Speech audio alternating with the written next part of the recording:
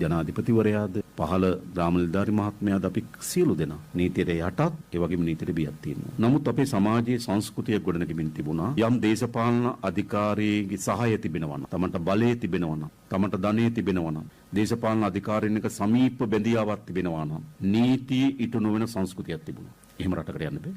ඒ නිසා අපි අලුත් ප්‍රවේශයකට අපේ රට ගේන්න නම් නීතියට යටත් වෙන්න ඕන, නීතියට බිය වෙන්න ඕන. නීතියට යටත් නොවන කිසිවෙක් ඉන්න බෑ. මොන බලය තිබුණද, මොන කාලයක් විරාජමාන වැජඹුණාද, මොන හස්තයන් තිබුණද ඒ කිසිව භාජනය කරන්නේ. මොකද අපිට අවශ්‍යයි අපේ රට වෙනස් පරිවර්තන ලක් කරන්න. ඒ නිසාද නීතිය හමුවට මම දන්නවා සාමාන්‍යයෙන් ඕනෑම පරීක්ෂණයේදී යම් කෙනෙක්ගේ නමක් කියවුණොත් එයාගෙන් කට උත්තරයක් ගන්න ඕන. ඒ කට උත්තරයක් ගැනීම මහා ව්‍යසනයක් බවට පත් කරන සංස්කෘතියක් වෙන්න අපේ රට අවශ්‍ය වෙන්නේ. එහෙනම් අපිව යම් සිදුවීම් පිළිබඳ මා පිළිබඳ සඳහන් වෙලා තියෙන මගෙන් කට උත්තරයක් ගන්න බැරිද? අපි නීතියට උඩින්ද නැහැ. නමුත් එවැනි සංස්කෘතියක් සමාජ මතයක් ගොඩනැගීම සඳහා උත්සාහයකුත් තිබෙනවා. මම ඔබට කියන්නේ අපි හැමදෙනාම මේ පරිවර්තනයට උර දෙන්න ඕන. අපිට යලි හැම කෙනාම නීති ඉදිරියේ සමාන වෙන, හැම කෙනාම නීතියට යටත් වෙන, හැම කෙනාම නීතියට බිය වෙන සමාජයක් අවශ්‍යයි. හැබැයි ඒකෙන් කිසිසේත්ම රාජ්‍ය නිලධාරීන්ට තමන්ගේ සීමාවන් ඇතුලේ වැඩ කිරීම සඳහා බාධාවක් හදන්නේ නැහැ. නීතිය කිසිසේත්ම අසාධාරණව පරිගැනීමේ චේතනාවකින් වෛරයෙන් ක්‍රෝධයෙන් නීතිය ක්‍රියාත්මක වෙන්නේ නැහැ. නීතිය ක්‍රියාත්මක වෙන්නේ සාධාරණ. නීතිය සාධාරණ ක්‍රියාත්මක නොවන තැනක් තියෙනවා නම්